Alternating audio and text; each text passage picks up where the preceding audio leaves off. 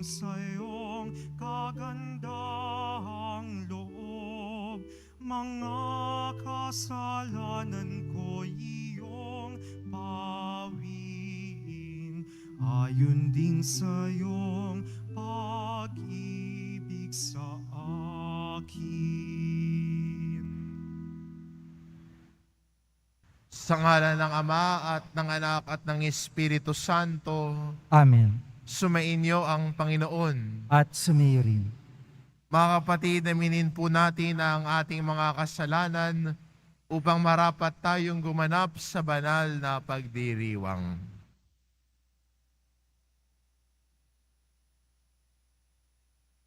Inaamin ko Sa makapangyarihang Diyos at sa inyo mga kapatid, na lubha akong nagkasala sa isip, sa salita at sa gawa at sa aking pagkukulang. Kaya'y sinasamo ko sa mahal na Birheng Maria, sa lahat ng mga anghel at mga banal, at sa inyo mga kapatid na ako'y panalangin sa Panginoong ating Diyos. kaawaan tayo ng makapangyarihan Diyos, patawarin tayo sa ating mga kasalanan, at patnubayan tayo sa buhay na walang hanggan. Amen. Panginoon, kaawaan mo kami. Panginoon, kaawaan mo kami. Kristo, kaawaan mo kami. Kristo, kaawaan mo kami.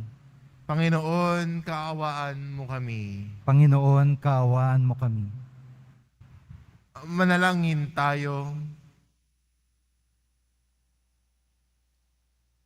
Ama naming makapangyarihan, alang-alang sa dakilang pag-ibig ng iyong anak, na siyang nagbunsod upang mahalin niya ang lahat.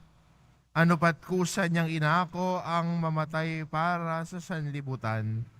Kami naway masigasig na tumahak sa kanyang dinadaanan na sa iyong pag-akay at sa kanyang pamamagitan. Kasama ng Espiritu Santo, magpa sa walang hanggan. Amen. Magsiupo muna po ang lahat.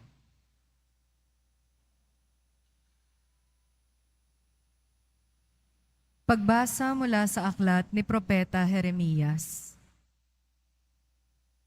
Sinasabi ng Panginoon, darating ang panahon na gagawa ako ng bagong pakikipagtipan sa Israel at sa Huda.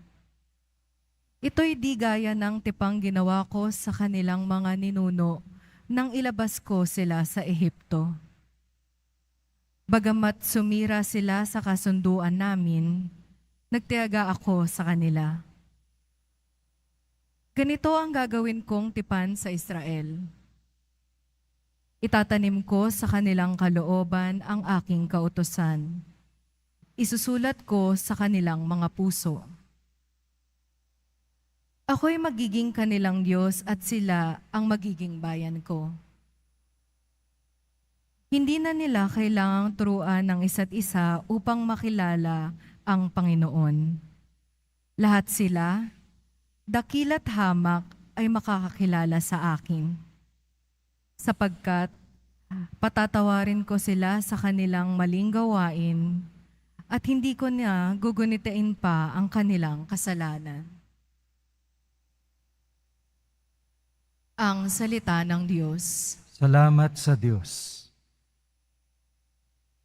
Diyos ko sa aking likhain, tapat na puso't loobin. Diyos ko sa aking likhain, tapat na puso't loobin. Ako'y kaawaan o mahal kong Diyos, sang-ayon sa iyong kagandahang loob. Mga kasalanan ko'y iyong pawiin, ayon din sa iyong pag-ibig sa akin. Linisin mo sana ang aking karumhan at ipatawad mo yaring kasalanan. Diyos ko sa aking likhain, tapat na puso't loobin. Isang pusong tapat sa aking likhain, bigyan mo, O Diyos, ng bagong damdamin. Sa iyong harapay wag akong alisin, ang Espiritu mo ang papaghariin. Diyos ko sa aking likhain, tapat na puso't loobin. Ang galak na dulot ng iyong pagliligtas, ibalik at ako ay gawin mong tapat. Kung magkagayon na aking tuturuan, Sa iyo lumapit ang makasalanan. Diyos ko, sa aking likain, tapat na puso't loobin.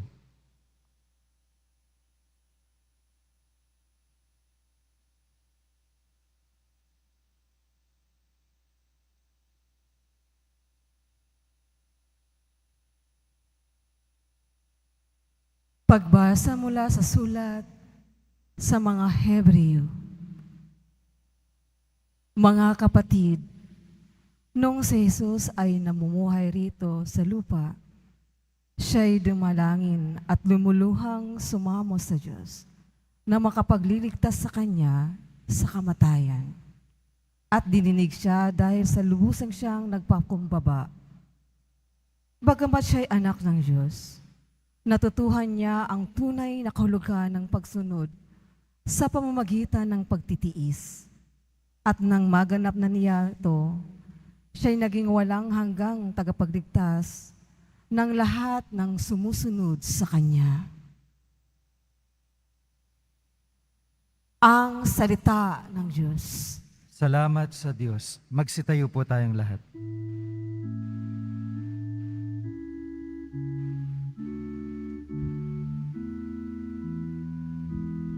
Nagpupuri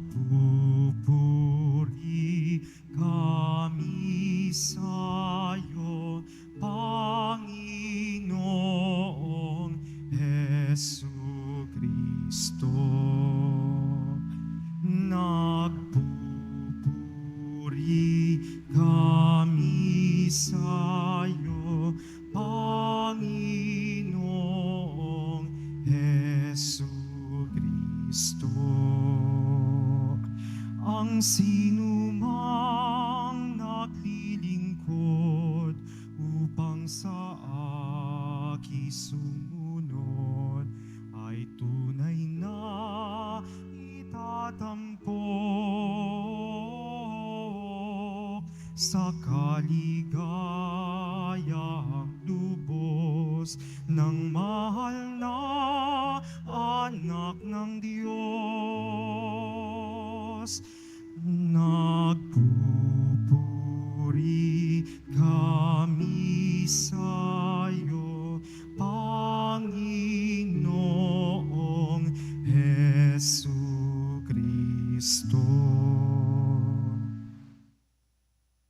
Sumainyo ang Panginoon. At sumayo rin. Ang mabuting balita ng Panginoon ayon kay San Juan. Papuri sa iyo, Panginoon. Noong panahong iyon, kabilang ang ilang Griego sa mga pumunta sa pista upang sumamba. Lumapit sila kay Felipe na taga Bethsaida, Galilea at nakiusap, Ginoo, ibig po naming makita si Jesus. Sinabi ito ni Felipe kay Andres at silang dalaway lumapit kay Jesus at ipinaalam ang kahilingan ng mga iyon. Sinabi ni Jesus, dumating na ang oras upang parangalan ng anak ng tao. Tandaan ninyo, malibang mahulog sa lupa ang butil ng trigo at mamatay, mananatili itong nag-iisa. Ngunit kung mamatay, ito'y mamumunga ng marami. Ang taong labis na nagpapahalaga sa kanyang buhay ay siyang mawawalan nito. Ngunit ang napupuot sa kanyang buhay sa daigdig na ito ay siyang magkakaroon nito hanggang sa buhay na walang hanggan. Dapat sumunod sa akin ang naglilingkod sa akin. At saan man ako naroon din ang aking lingkod. Pararangalan ng Ama ang sinumang naglilingkod sa akin. Ngayon na kayo nababagabag, sasabihin ko ba, Ama, iligtas mo ako sa kahirapang daranasin ko?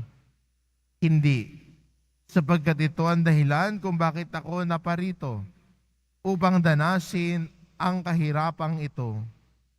Ama, parangalan mo ang iyong pangalan. Isang tinig mula sa langit ang nagsabi, Pinararangalan ko ito at muli kong pararangalan. Narinig ito ng mga taong naroon at ang sabi nila, kumulog. Sabi naman ng iba, nagsalita sa kanya ang isang anghel. Sabi ni Jesus, ipinarinig ang tinig na ito dahil sa inyo, hindi dahil sa akin. Panahon na upang hatulan ang sanlibutan. Itataboy ngayon sa labas ang pinuno ng sanlibutang ito. At kung ako'y maitaas na, ilalapit ko sa akin ang lahat ng tao. Sinabi niya ito upang ipakilala kung paano siya mamamatay. Ang mabuting balita ng Panginoon. Pinupuri ka namin, Panginoong Hesukristo. Magsiupo muna pang lahat.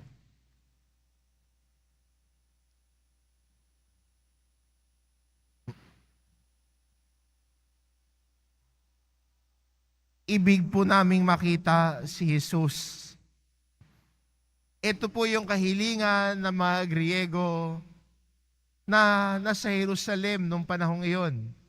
At itong pakiusap nila kay Felipe, ibig po naming makita si Jesus. Marahil ay narinig na nila ang kwento tungkol kay Jesus. Nabalitaan na nila ano yung mga ginawa ni Jesus. Nakarating na siguro sa kanila yung mga pagpapahayag ni Jesus. At mula sa pagkarinig, nais na nilang makita sino itong si Jesus. Ano ang kanyang mukha? Ano ang kanyang itsura? Matangkad ba siya? How does Jesus look like? At marahil ito rin ang nais din natin bilang mga deboto na mahal na pong Jesus Nazareno, na makita si Jesus. Makita si Jesus sa ating panalangin. Makita si Jesus sa ating pakikinig sa salita ng Diyos. Makita si Jesus sa ating gawain ng mga debosyon. At nakakatiyak ako na naririto din tayo, natitipon sa dambana ng mahal na pong Jesus Nazareno dahil gusto nating makita si Jesus Nazareno. Gusto nating makita si Jesus. Pero magandang pansinin, paano tinanggap ni Felipe yung pakiusap na iyon? Paano tinanggap at pinakinggan ni Felipe yung pakiusap ng mga Griego na makita si Jesus? Pumunta siya kay Andres at silang dalaway lumapit kay Jesus. Yung pakiusap ay pinakinggan. Yung pakiusap na makita nila si Jesus. Marahil sa panahong ito, kasama nila si Jesus at yung mga alagad ay binabantayan si Jesus. Pero nung nakiusap ang mga Griego na makita si Jesus, lumapit sila kay Jesus at ipinaalam ito. Maganda no sa ating pagdiriwang ng sakramento at sa ating buhay Kristiyano, tayo din bilang mga Kristiyano, tulad ni Felipe at ni Andres, ay ipakita din natin si Jesus sa iba. Ipakilala natin si Jesus sa ating mga gawain. Ipakilala si Jesus sa ating pagmamahal sa bawat isa. Ipakita si Jesus sa ating pagmamalasakit sa bawat isa. Sana yung mga sakripisyong ginagawa natin, sana yung mga sakripisyo na ginagawa natin, ito mga pagbibisita iglesia, pagdarasal ng istasyon ng krus, pagdarasal at pag-awit ng pasyong mahal, ay maging paraan din para sana sa tayo ay maipakita natin si Jesus. Sayang naman ang lahat ng pagpapakapagod mo kung hindi mo naman naipakita si Jesus. Sayang naman yung mga sakripisyong ginawa mo kung hindi naman nakita si Jesus sa buhay mo. naging panlabas na gawain lang ang lahat. Pero yung sanang ginagawa natin ay humubog sa puso natin. Yung sanang ginagawa natin ay humubog ho sa pagkatao natin. Na ang ating pamumuhay ay hindi para sa sarili lamang natin, kundi tayo ay namumuhay para kay Jesus. Namumuhay at sumusunod kay Jesus. Kaya nga sabi ni Jesus kung asan man ako, naroon ang aking alipin. At tayo bilang Kristiyano, bilang mga tagasunod ni Kristo, na nakakita sa Kanya, sundan din natin si Jesus. Hindi lang natin siya nakita, kundi mula sa pagkakita, ay sundan natin si Jesus. Sa panahong ito ng Kwaresma, sa ating paglapit sa mahal na araw, sana hindi lang natin naising makita si Jesus. Naisin din nating sundan si Jesus. Kaya ang pagninilay natin, bilang isang simbahan, samahan natin at sundan natin si Jesus hanggang sa kanyang muling pagkabuhay. Sundan natin si Jesus araw-araw sa ating pamumuhay. Kung saan man tayo nagtutungo, kung sino man ang nakakadaupang palad natin, sana ho'y lagi nating sundan si Jesus. At ang ating pagsunod kay Jesus ay nagsisimula ho sa pagpili para kay Jesus. Kung sinusundan natin si Jesus, ang mga choices din natin ay naaayon para kay Jesus. Kung sinusundan natin si Jesus, ang pagpapasya natin araw-araw, kahit sa simpleng pamamaraan lamang iyon, ay nagpapahayaga ng ating pagpili at pagsunod kay Jesus. Kaya ho, magandang imbitasyon ito sa atin bilang mga Kristiyano ho ngayon, hindi lang natin naising makita si Jesus. At ang ebanghelyo din natin ngayon ay kaugnay ho ng tema natin ng piyesta ng Nazareno, na makita si Jesus. Ngayon, i-push forward natin na binasa natin yung buong ebanghelyo na pinanggalingan ng tema. Huwag na natin sanang makita si Jesus. Huwag natin naisin lamang makita si Jesus. Ipakita si Jesus, sundan natin si Jesus. Dito natin nakikita na tayo ay para sa Diyos, nagmamahal sa Diyos, sumusunod sa Diyos. Si Jesus Nazareno ang nakita, ipapakita at susundan. Amen.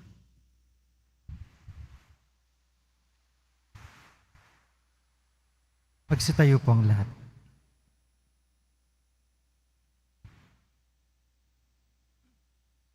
Sumasampalataya ako Sa Diyos amang makapangyarihan sa lahat na may gawa ng langit at lupa. Sumasampalataya ako kay Jesucristo, isang anak ng Diyos, Panginoon nating lahat. Nagkatawang tao siya, lalang ng Espiritu Santo, ipinanganak ni Santa Mariang Birhen, pinagpakasakit ni Poncio Pilato, pinako sa krus na matay inilibing, nanaog sa kinaroroonan ng mga yumao. Nang may ikatlong araw na buhay na maguli, umakyat sa langit, naluluklok sa kanan ng Diyos amang makapangyarihan sa lahat. Doon magmumula paririto at huhukom sa nangabubuhay at nangamatay na tao. Sumasampalataya naman ako sa Diyos Espiritu Santo, sa banal na simbahang katolika, sa kasamahan ng mga banal, sa kapatawaran ng mga kasalanan, sa pagkabuhay na muli ng nangamatay na tao, at sa buhay na walang hanggan. Amen.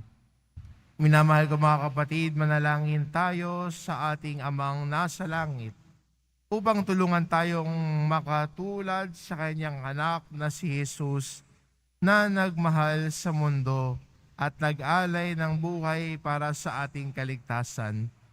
Buong pagtitiwala tayong manalangin, Ama, dinggin mo ang iyong bayan. Ama, dinggin mo ang iyong bayan.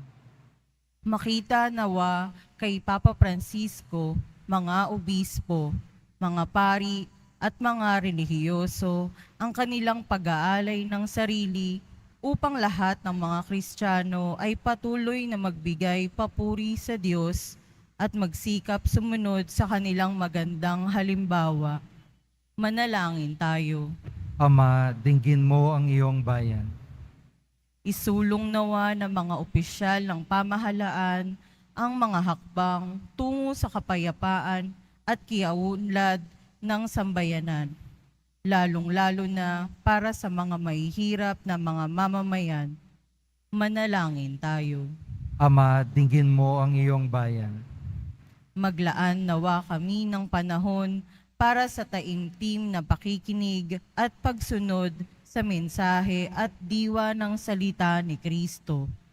Manalangin tayo. Ama, dinggin mo ang iyong bayan.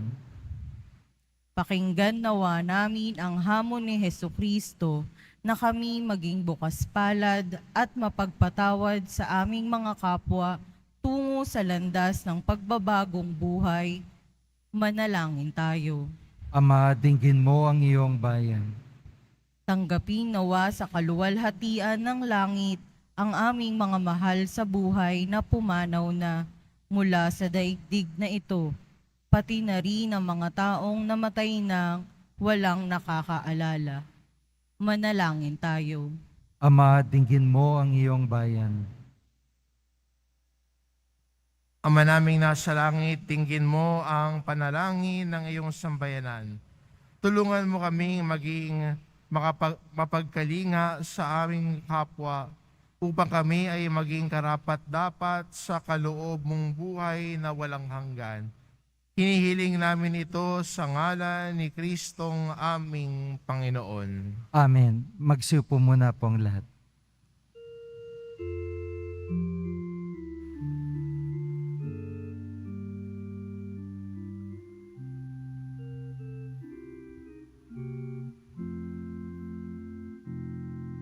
Sa'yo, Ama, aming handog ang tinapay at alak na ito, handog ng iyong bayang sumasamot,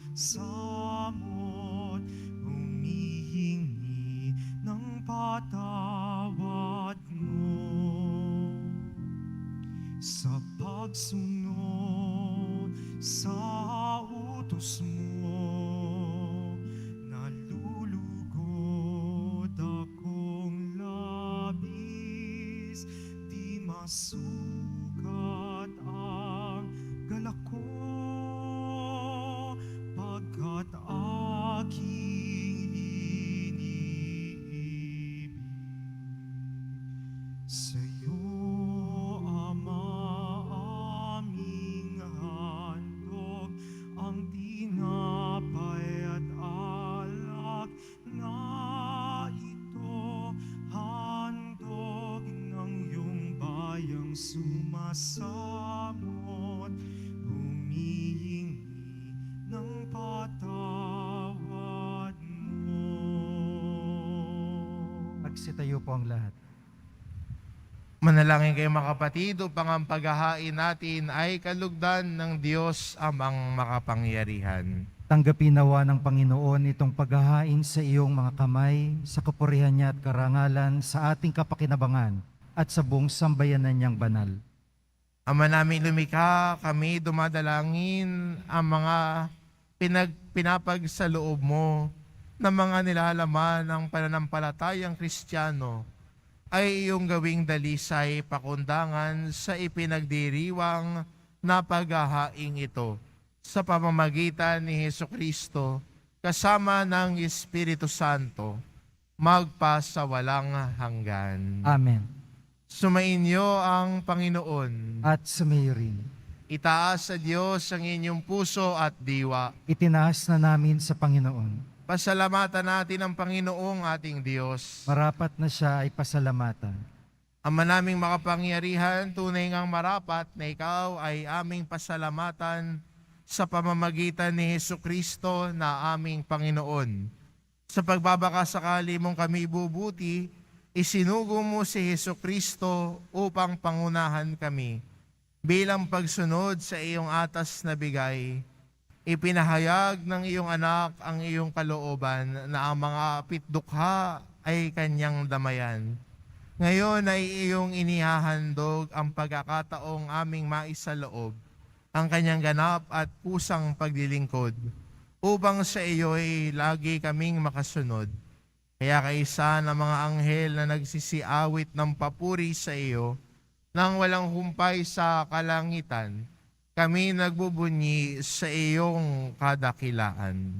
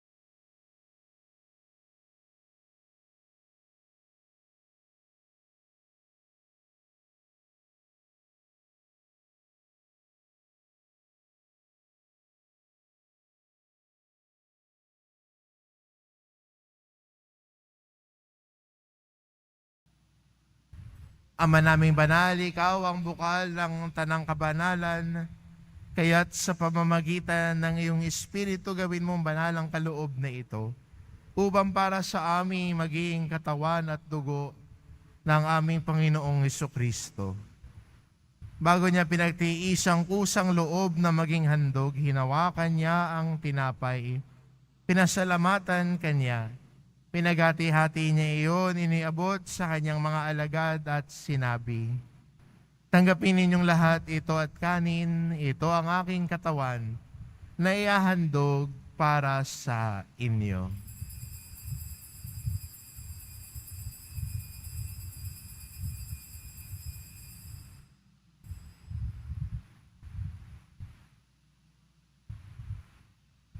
Gayun din naman na matapos ang hapunan, hinawakan niya ang kalis. Muli kanyang pinasalamatan. Iniabot niya ang kalis sa kanyang mga alagad at sinabi, "Tanggapin ninyo lahat ito at inumin ito ang kalis ng aking dugo, ng bago at walang hanggang tipan. Ang aking dugo na ibubuhos para sa inyo at para sa lahat, sa ikapagpapatawad ng mga kasalanan. Gawin ninyo ito sa pag-alala sa akin."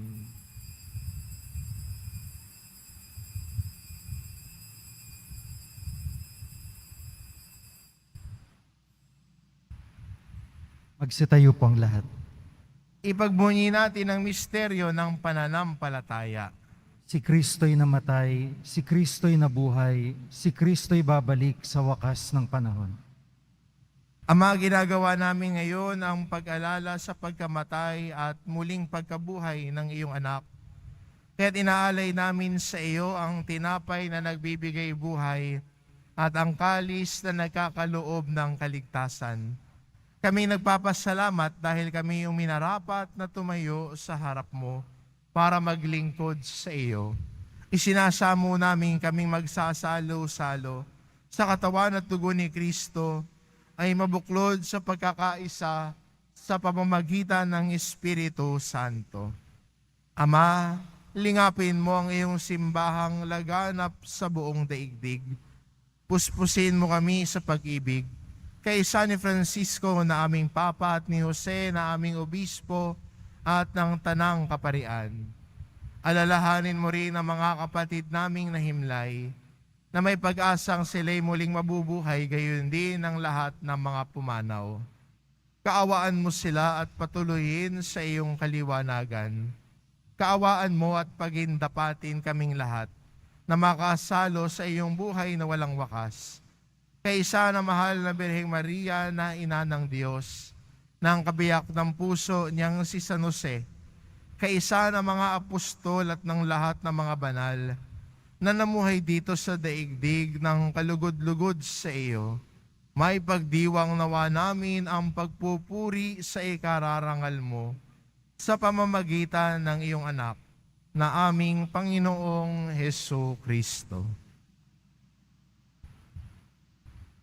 Sa pamamagitan ni Kristo kasama niya at sa Kanya, ang lahat ng parangal at papuri ay sa iyo, Diyos amang makapangyarihan, kasama ng Espiritu Santo, magpasawalang hanggan.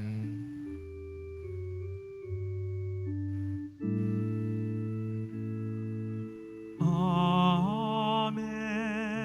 Amen. Amen.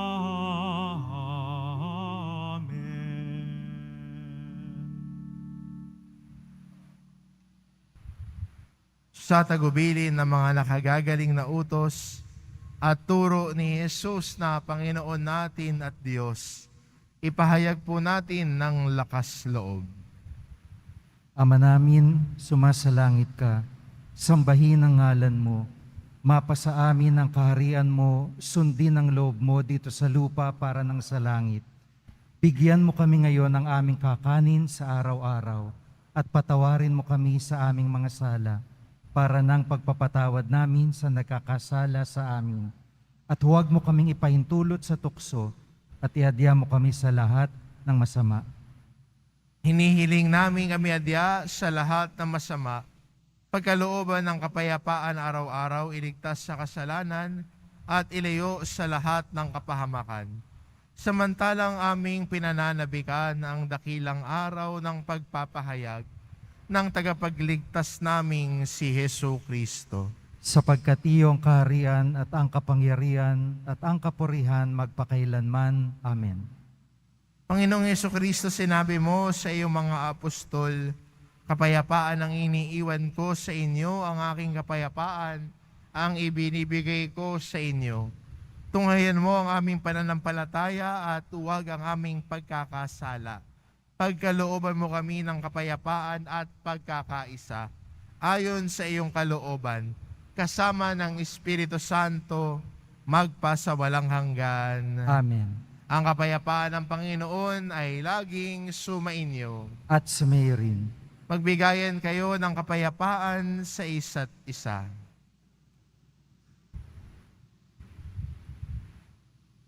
Kordero ng Diyos na nag-aalis ng mga kasalanan ng sanlibutan, maawa ka sa amin.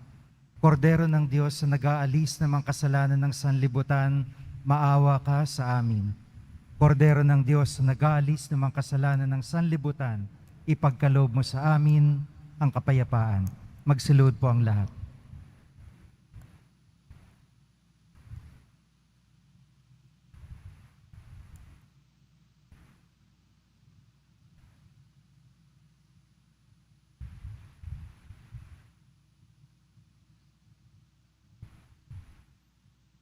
Ito ang kordero ng Diyos, ito nag-aalis ng kasalanan ng sanlibutan. Mapalad ang mga inaanyayahan sa kanyang piging. Panginoon, hindi ako karapat-dapat na magpatuloy sa iyo, ngunit sa isang salita mo lamang ay gagaling na ako.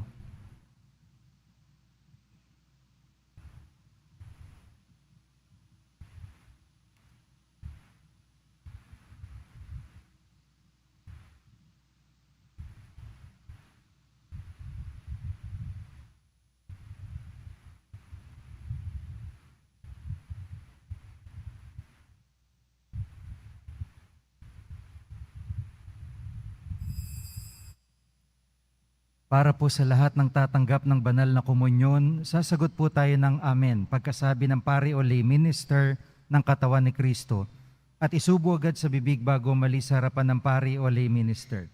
Sumunod po tayo.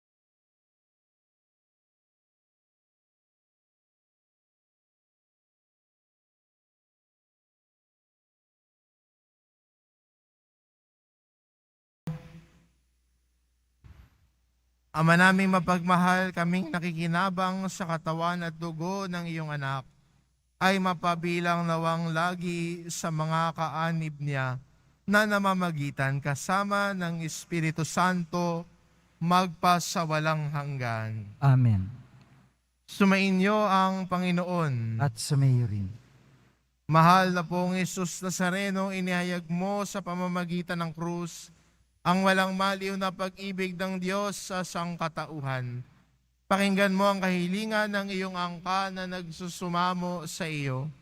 Makamtanawa nila ang iyong katugunan at tanggapin ang kasagutan ng may utang na loob na tinatanaw.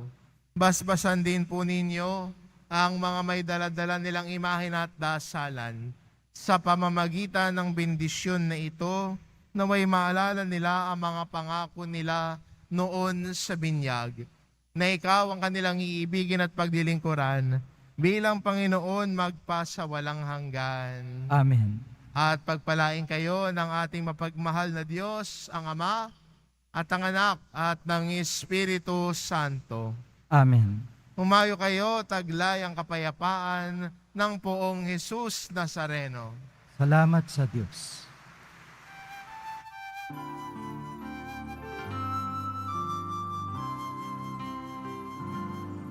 Nuestro Padre Jesus Nazareno, sinasamba ka namin. Pinipintuho ka namin. Aral mo ang aming buhay at kaligtasan. Nuestro Padre Jesus Nazareno, iligtas mo kami sa kasalanan. Ang krus mong kinamatayan ay sagisag ng aming kaligtasan. Nuestro Padre Jesus Nazareno, inarangal ka namin. Nuestro Padre Jesus Nazareno, inulwalhati ka namin. Nuestro Padre Jesus Nazareno, inarangal ka namin. Nuestro Padre Jesus Nazareno, inulwalhati ka namin.